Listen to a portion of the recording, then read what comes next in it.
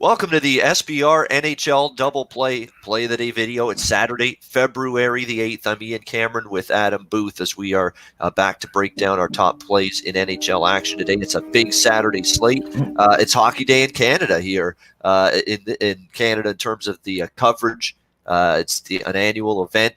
It's taking place in Yellowknife in the Northwest Territories. So the crew is going to have to do some serious trekking to get up north for the Hockey Day in Canada festivities. So usually that means we have wall-to-wall hockey day and night, and that is indeed the case today. So let's get to it. Adam has selected the Los Angeles Kings, New Jersey Devils for his play of the day.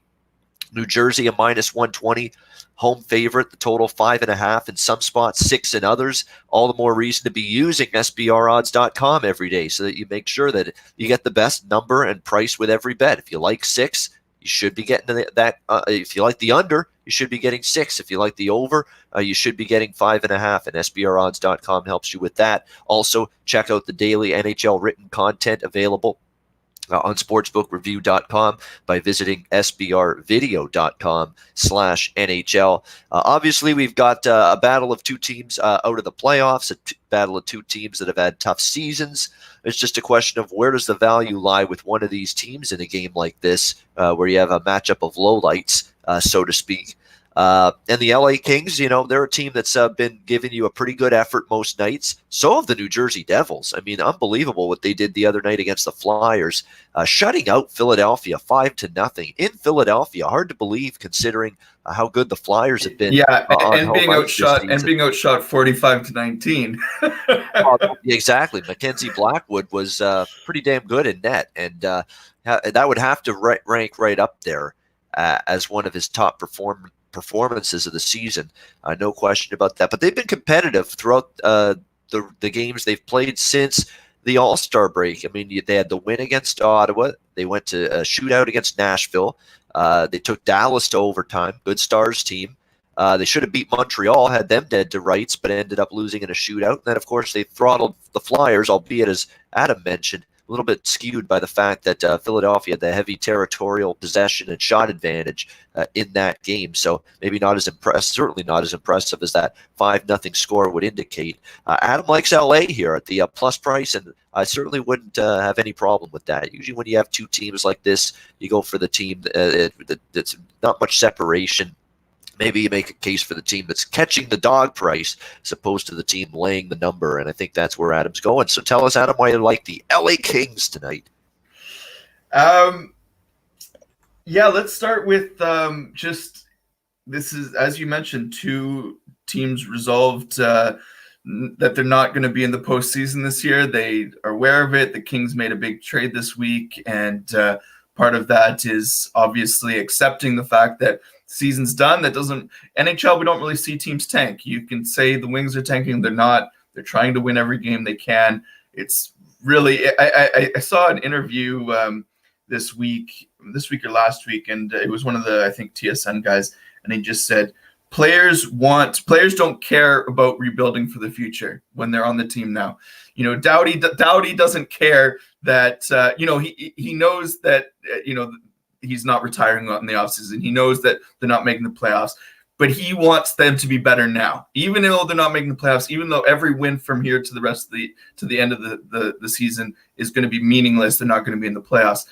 Players still want to win. They still have pride, and we don't see teams tank. So even though we have two teams that their season's done in terms of any sort of playoff contention, but they know that their performances this year, even though they weren't expected to be in the playoffs, have still been ugly, especially on the New Jersey side. So I still expect, like you were saying, these two teams still put up a threat to many of the teams competing for points again in the playoffs, or even the contenders this season.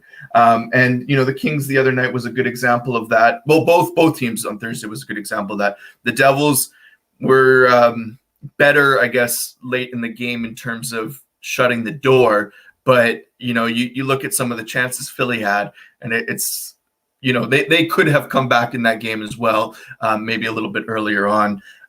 It's not like the Devils outclassed them. It was just a matter of it's the same way the Devils beat Washington when they got that 5-1 win. I think it was in Washington. It was they got outplayed. Maybe the Devils just need to be on the back foot and just opportunistic with a counterattack. Maybe that's the style that they need to play, because in games like they had with the Habs, it's like you get off to this great start and then you're continuing to control the play, and then you make the costly turnovers and it's in your own net. But yeah, Ian, you summarized it well. It's two teams. This is a game I don't think a lot of people are looking at, but I took the Kings. It was the first wager I placed today on the NHL card, because the projection was slight marginal favorite to the Kings, and they're on a dog price. This is a game that can go either way. It is a coin flip game, but you take enough of these and you're finding value over the long term. So in terms of how they match up against each other, Kings have the slightly better defensive numbers, but their goal scoring has been worse than New Jersey's. Jersey, the contrast between their game against the Habs and Flyers is a perfect example of what their season has been like. Sometimes they get these rock star performances from, Blackwood, and, they can somehow shut the door, keep very good offenses limited. And then other times they just leak goals on the back end. That's why they're not in the playoff conversation. So I'm also on the over, even though these are two of the lower scoring teams in the league. They still have the worst defensive number, near the bottom defensive numbers in the league. So that leads to more opportunities. And the Kings have been good for shots, even through their losing streaks. So if the Devils get enough, give up enough shots against, Blackwood is not a top five. Also, I haven't checked actually the goalie status. It's really irrelevant to me. Quick will probably be in with Campbell being gone, and but these teams they leave their goalies hanging way too often for me to consider taking the under, and so I'm happy with that and the value with the Kings. So hopefully I think I've lost 2 or 3 of the last 3 or 4 of my play of the days on this show. So time to start moving the right direction. We're both here. needing a slump buster at this point. Yeah. My hockey has been in the sewer for the 3 of the last 4 days, and it's right? frustrating because I have been a model of consistency this season in the NHL personally with every bet. I'm not talking about just this show anymore. I'm talking about just overall. Yeah. It's been a model of consistency. I think I've had maybe one somewhat bad day, and then I'd have, rip off 2, 3, 4 great days in a row. That's been my pattern a whole season pretty much in the NHL until the last few days, where it's just been crushed on Tuesday, crushed on Thursday. 3 bets last night, didn't win a damn one of those. Thanks Stars for blowing their lead. Thanks Leafs for blowing their lead. Absolutely man, ridiculous. Leafs, yeah, it's just with the Leafs. I don't even know what to say. That's about it for the Leafs. They're on the damn blacklist. I mean, this is why I'm on that over though for their game. It's just like they. Brian Burke did an interview that I didn't tweet it out. I shared it in our Discord. He did an interview with Tim and Sid this week, and he just commented in something I said in my article prior to Thursday's game. I don't know.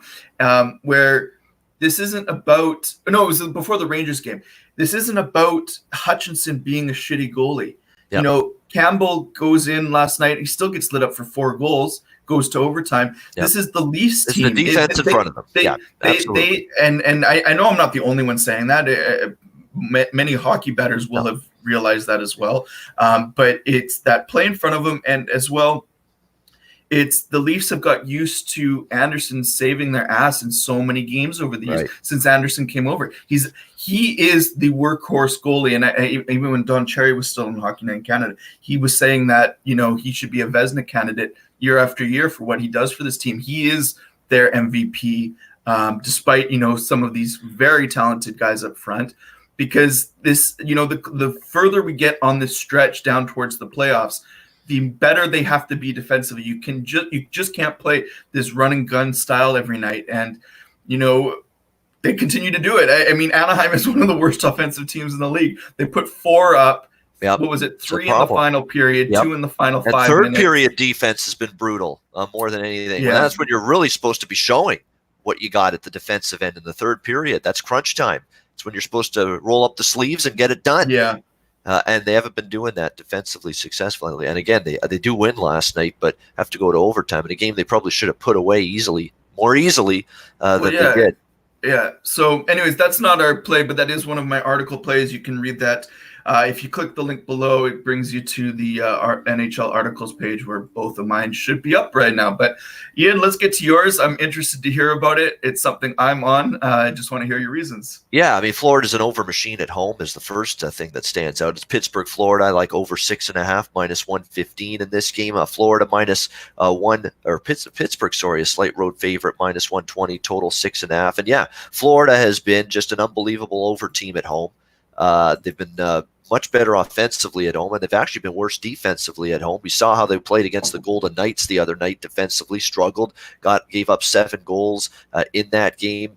You've got 2 teams that come into this game off losses, Pittsburgh and Florida. I expect that leads to aggressiveness, offensive assertion. When you have 2 good teams, 2 talented offensive teams coming in off a loss in their last game. So I think that will open the door for more of the offense in this game as well between these 2 teams. Pittsburgh 5-2 to the over their last 7 games when they've scored 2 or less the last game. I always like to look at that stat. How do you do when you get shut down a little bit the last game? And it was a 3-2 loss, obviously, against the Tampa Bay, or 4-2 loss against the Tampa Bay Lightning on Thursday night for Pittsburgh. They had their chances, though. Vasilevsky was really good, 31 shots. They hit a post when they had a chance to tie the game with about 5 minutes to go.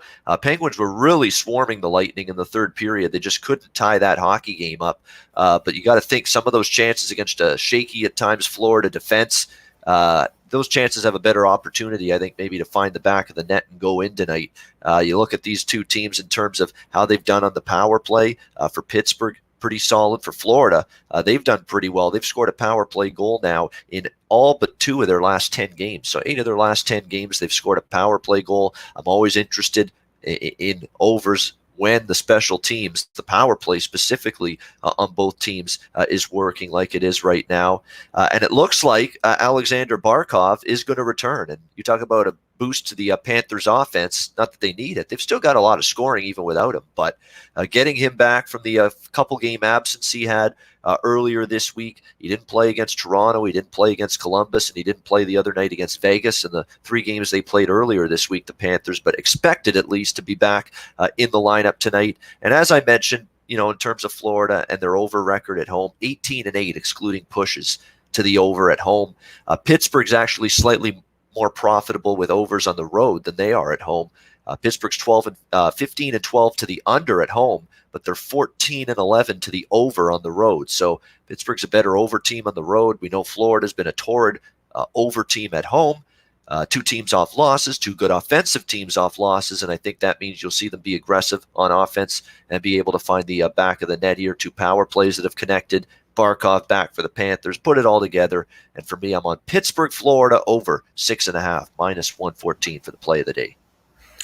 Yeah, I'm on it as well, and I was on the over in the Tampa Pitt game too, and was on the Pitt team total over, and as you said, swarming in the third, but just like Mr. Gogster pointed out, Gogi, you'll have to tell me how to pronounce it later on.